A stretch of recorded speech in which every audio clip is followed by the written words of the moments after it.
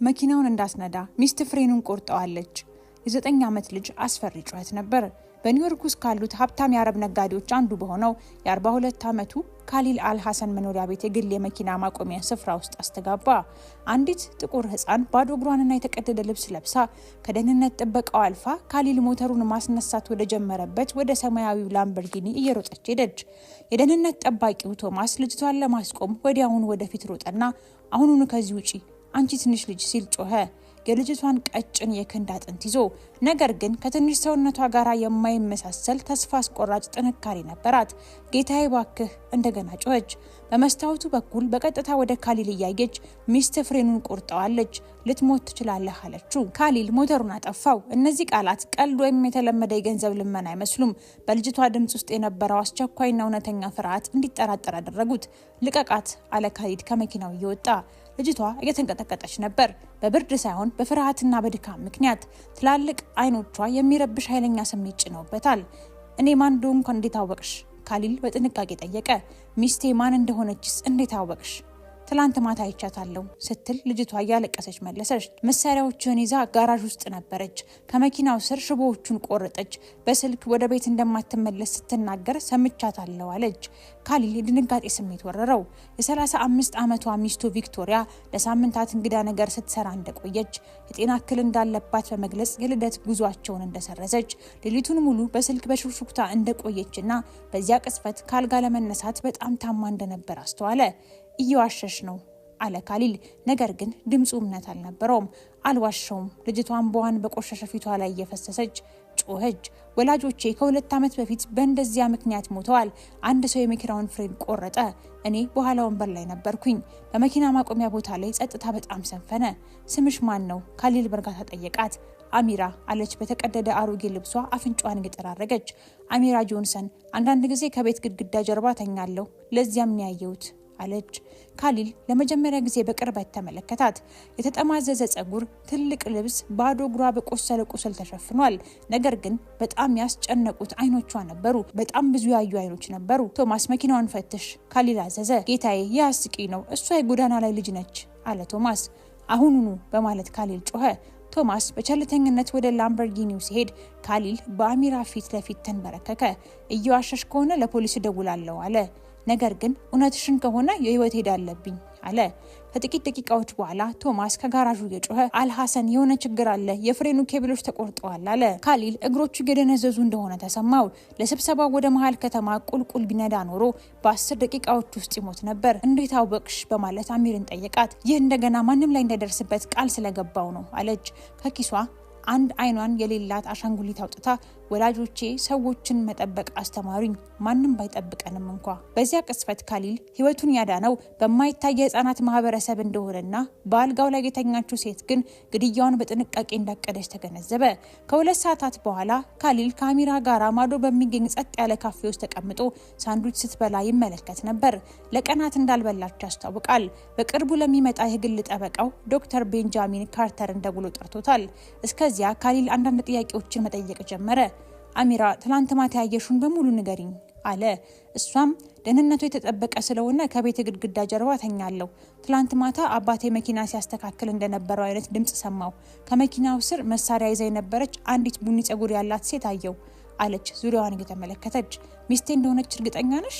ሲል ካሊል ጠየቃት። ምክንያቱም ቪክቶሪያ ሌሊቱን ሙሉ ራሴን አሞኛል እያለች ነበረ። በስልክ ነገ ጠዋት ሲሄድ አደጋ የተፈጠረ ይመስላል ስትል ሰምቻለሁ አለችኝ። ዶክተር ካርተር ደረሱና በጥንቃቄ አሚራ ያወራችሁን ካደመጡ በኋላ ይህ ግድያ ሙከራ ነው፣ ግን ከልጅቷ ምስክርነት የበለጠ ማስረጃ ያስፈልጋል አረ ካርተር። ወደ መኖሪያ ቤቱ እንሂድና ከዚያ እንመረምራለን። አሚራም የምትቆይበት ቦታ ስለሌለ ካሊል ወደ ቤቱ ይዟት መጣ። ቪክቶሪያ ነጭ የሐር ካባ ለብሳ ደረጃውን ወረደች። ጸጉሯን ባመረ መልኩ ተሰርቷል። ውዴ በጊዜ ተመለስክ አለችው ጉንጩን እየሳመችው። የሚቆይ ስብሰባ አለፍ እያስቤ ነበር። እሱም የእቅዶች ለውጦች ተደረጉ። ቪክቶሪያ የዶክተር ካርተር ነው ጠበቃዬ እና ይቺ ደግሞ አሚራ አለ ቪክቶሪያ ልጅቷን እየተመለከተች። ካሊል ከዚህ በፊት ያላስተዋለውን ነገር አየ። በሚስቱ ሰማያዊ አይኖች ውስጥ የድንጋጤ ብልጭታ ነበረ።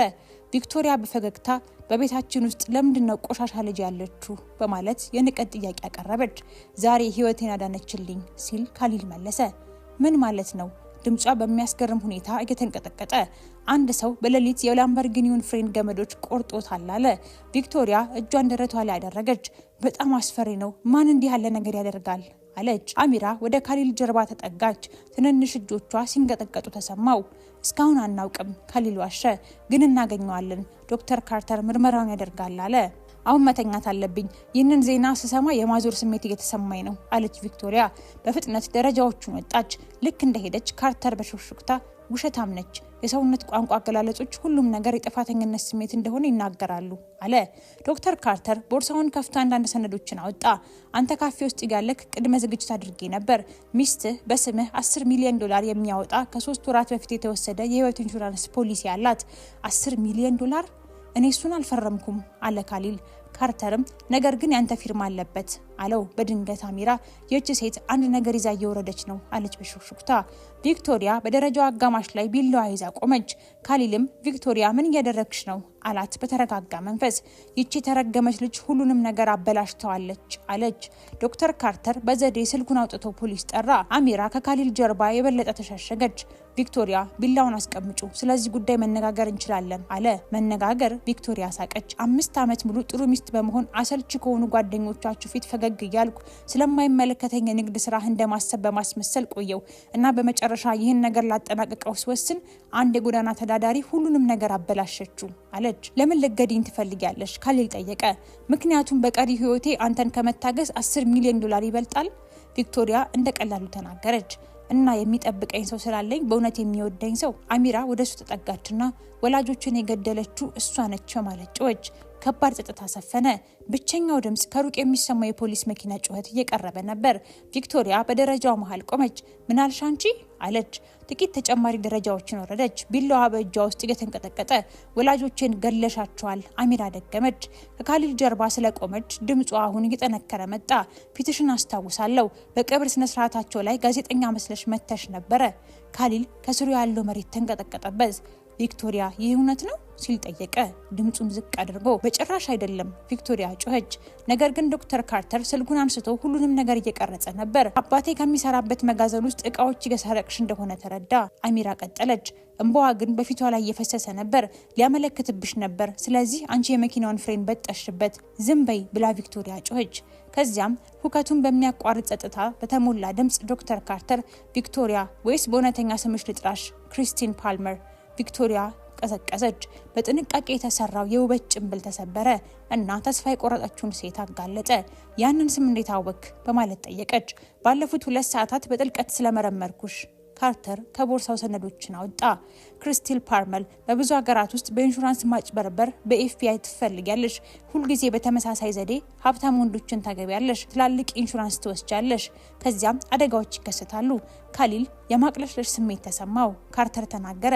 የአሚራ ወላጆች የዋስትና ጉዳይ ደርሶባቸዋል። አባቷ ክሪስቲን የክፍሎቹን መጋዘን ለስራዎቿ መሰረት እየተጠቀመች መሆኑን ተረድቷል። ቪክቶሪያ ክሪስቲን በድንጋጤ ሳቅ ፈነዳች። ለ5 ዓመታት ታዛዥ የአረብ ሚስት መስላ ኖራለች። ለ5 ዓመታት አስመሳይ ጓደኞች ፊት ፈገግ ማለትና አንዲት ሴት እንዴት መምሰል እንዳለባት ያወጣቸው ደንቦች ሰልችተውኛል። ታዲያ ለምን ፍቺ አላደረግሽም? ካሊል በእውነት ግራ ተጋብቶ ጠየቀ። ምክንያቱም ፍቺ ጥቂት ሚሊዮን ነው የሚሰጠኝ አለች በእርጋታ። መበለትነት ግን ሁሉንም ነገር ይሰጠኛል። ቢላውን ወደ አሚራ ጠቆመች። አንቺ ትንሽ ልጅ ግን ለአመታት በጥንቃቄ የታቀደውን እቅድ አበላሸሽ። የሲረን ድምጽ በቤት ውስጥ እያስተጋባ ነበር። ቪክቶሪያም ወጥመድ ውስጥ እንዳለች ተገነዘበች። እስር ቤት እንደምገባ ታስባለህ አለች በፌዝ። በፍጹም። ወደ አሚራ ደረጃውን ወረደች። ነገር ግን አንድ ያልተጠበቀ ነገር ተከሰተ። አሚራ አልሮጠችም። በምትኩ ካፌ ውስጥ አብረው ሲጠብቁ ካሊል ያስተማራትን በአረበኛ ቃል ጮኸች። ካሊያካን አላማሂ፣ እግዚአብሔር ካንቺ ጋር ይሁን አለች።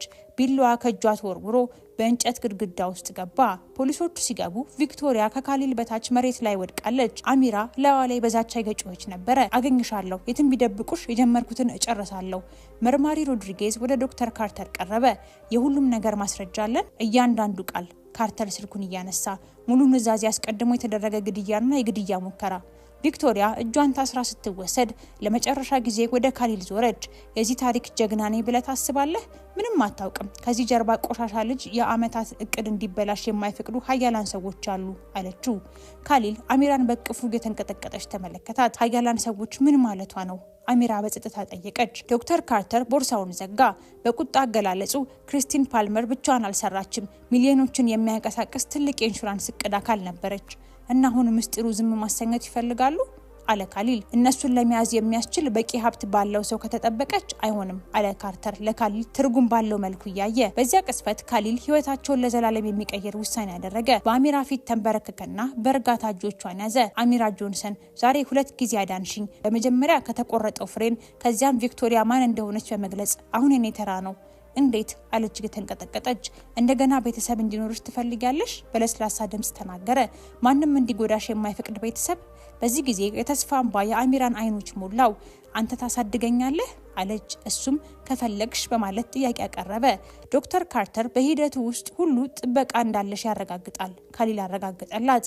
አሚራ እያለቀሰች እጇን አጣብቃ ጥሩ ልጅ እንደመሆን ቃል እገባለሁ፣ ጠንክሬ እማራለሁ እና ዳግመኛ ምግብ አልሰርቅም አለች። ካሊል እንባ ወደ አሚራ ትከሻ ላይ እየፈሰሰ አንቺ ፈጣሪን ከምጠይቃቸው ሁሉ ጎበዛ ሴት ልጅ ነሽ አላት። ከ6 ወራት በኋላ የማንሃተን የፌዴራል ፍርድ ቤት ተጠናቀቀ። ክሪስቲን ፓልመር ብርቱካናማ የእስር ቤት ዩኒፎርም ለብሳ ከጠበቆቿ አጠገብ ተቀምጣ ካሊል፣ አሚራና ዶክተር ካርተር አብረው የተቀመጡበትን የአቃቢ ሕግ ጠረጴዛ ላለማየት እየሞከረች ነው። ተፈራታለሽ? ካሊል በቀስታ ጠየቀ። አሚራ ጸጉሯን በሚያምር ሁኔታ የተሰራና ውብ ሰማያዊ ቀሚስ ለብሳ ጭንቅላቷን ነቀነቀች። ከእንግዲህ በኋላ አልፈራትም። መጥፎ ሰዎች ስልጣን የሚኖራቸው ጥሩ ሰዎች ዝም ሲሉ ብቻ እንደሆነ አስተማርከኝ። ክሪስቲን ከታሰረች በኋላ በተደረገው ምርመራ ከ10 ዓመት በላይ ሲሰራ የቆየ ዓለም አቀፍ የወንጀል መረብን አጋልጧል። 12 ሰዎች ተይዘዋል። ከነዚህም ውስጥ የክሪስቲን እውነተኛ የወንድ ጓደኛ በ5 ሀገራት ውስጥ ቢያንስ 15 ባለጸጋ ወንዶችን ግድያ በማቀነባበር ኃላፊነት የተሰጠው ሙስና የኢንሹራንስ አማካሪ ይገኙበታል። ፍርድ ቤቱ አሁን በችሎት ላይ ነው ሲል ፖሊስ አሳወቀ። ክሪስቲን ፓልመር የአሚራን ወላጆች ሞት፣ የግድያ ሙከራ፣ የኢንሹራንስ ማጭበርበር፣ የወንጀል ሴራና የካሊል አልሃሰንን ግድያ ሙከራ በማድረግ ጥፋተኛ ሆና ተገኝታለች። ስለዚህም የእድሜ ልክ እስራት ተፈርዶባታል። የዳኛው ዱላ በፍርድ ቤት ውስጥ ሲያስተጋባ ክሪስቲን በመጨረሻ አሚራን ተመለከተች። ነገር ግን በፍርሃት ፈንታ የበለጠ ኃይለኛ ነገር አየች፣ ርህራሄ። አባዬ፣ አሚራ በሹክሹክታ አሳዘነችኝ። እውነተኛ ቤተሰብ መኖሩ ምን እንደሚመስል በፍጹም አታውቅም። ካሊል በኩራት ፈገግ አለ። ልዩ የሚያደርግሽ ይሄ ነው ሀቢቢ፣ ልብሽ ለጥላቻ ምንም ቦታ የለውም። ከፍርዱ በኋላ የጉዲፈቻውን ሂደት ለማጠናቀቅ ወደ ዶክተር ካርተር ቢሮ ሄዱ። የአሚራ ህይወት ተለውጧል። በኒውዮርክ ካሉት ምርጥ የግል ትምህርት ቤቶች በአንዱ ገብታ ራሷን በመረጠችው ልዕልት መኝታ ቤት ትተኛለች። እናም ለሂሳብ አስደናቂ ተሰጥኦ እንዳላትም ተገንዝባለች። ከክርስቲና አካውንት የተገኘ ገንዘብስ ሲል ካሊል ጠየቀ። ከሰለባዎቿ የተሰረቀ $2 ሚሊዮን ለተረፉት ቤተሰቦች ተመልሷል ሲል ካርተር መለሰ። ያልተጠየቀው ክፍል ለጎዳና ተዳዳሪዎች የሚበረከት ገንዘብ ይሆናል። የአሚራ ተስፋ ፋውንዴሽን አሚራ በኩራት ተናገረች። 43 ልጆችን አስቀድመን ረድተናል። ከ6 ወራት በፊት ካሊል አልሃሰን ስኬታማ ግን ብቸኛ ነጋዴ ነበር። ግድያውን የምታሰር ሴት አግብቶ ነበር። አሁን እውነተኛ ሀብት በባንክ አካውንት የማይለካ ያስተማረችው ልጅ አባት ነው። አባዬ አለች አሚራ ወደ 5ኛው ጎዳና ሲሄዱ። ወላጆቼ በእኔ ይኮሩብኛል ብለህ ታስባለህ? ካሊል እዚያው በእግረኛ መንገድ ላይ ተንበረከከ። የማወቅ ጉጉት ያላቸውን አይኖች የተመለከተ። ወላጆችሽ ደፋር፣ ሀቀኛና ደግ እንድትሆኚ አድርገው አሳድገውሻል። ቃላት ከሚሉት በላይ ባንቺ ይኮራሉ፣ ይወዱሻልም አላት። አሚራ አጥብቃ እያቀፈችው እነሱ እንደሚወዱኝ ሁሉ አንተም ትወደኛለህ አለች። በዚህ ምሽት ካሊል አልጋ ላይ ሲያስቀምጣት በግድያ ሙከራ የጀመረ አንድ ቀን በህይወቱ ውስጥ በጣም አስፈላጊው ቀን እንዴት እንደሆነ አሰበ። አባዬ፣ አሚራ በሹክሹክታ ሚስጥር ልነግርህ እችላለሁ? ንገሪኝ ሀቢቢ። የዛን ዕለት በድንገት ከግድግዳ ጀርባ አልተኛሁም። ቤትህን ለ1 ሳምንት ጠብቅ ነበር። ሁልጊዜም ለድመቶች ምግብ ትተህ ትሄድ ነበር። ለእንስሳት ደግ ከሆንክ ምናልባት ለልጆችም ደግ ትሆናለህ ብዬ አሰብኩኝ። የካሊል አይኖች በእንባ ተሞሉ። ስለዚህ ድመቶችን ስለመገብኩን ያዳንሽኝ? አይ፣ አሚራ ፈገግ ብላ ልክ አሁን እንደምትጠብቀኝ ሁሉ ጥሩ ሰዎችም ሊጠበቁ ስለሚገባቸው ያዳንኩ አለች። ከ1 ዓመት ተኩል በኋላ ካሊል በዓለም አቀፍ የህፃናት መብቶች ኮንፈረንስ ላይ ቆሞ የ10 ዓመት ሴት ልጁን በእንግሊዝኛ በአረብኛና በስፓኒሽ አቀላጥፋ ስትናገር ይመለከት ነበረ። አባቴ ከየት እንደመጣን ወይም ምን ያህል ገንዘብ እንዳለን ምንም ለውጥ እንደማያመጣ አስተምሮኛል። አሚራ በልበ ሙሉነት ተናገረች። አስፈላጊው ነገር ማንም ሰው በማይመለከትበት ጊዜ አንድን ሰው ለመርዳት ድፍረት አለን ወይ የሚለው ነው። አንዳንድ ጊዜ ህይወትን ማዳን አትንዳ ብሎ መጮህ ያክል ቀላል ነው። ታዳሚው በጭብጨባ ጮኸ። የአሚራ ተስፋ ፋውንዴሽን አሁን በ12 ከተሞች ውስጥ የሚሰራ ሲሆን ከ500 በላይ ልጆች ከመንገድ እንዲወጡ ረድቷል። አሚራ እያንዳንዱን ሰው ለማግኘት ተልዕኮዋን አድርጋለች።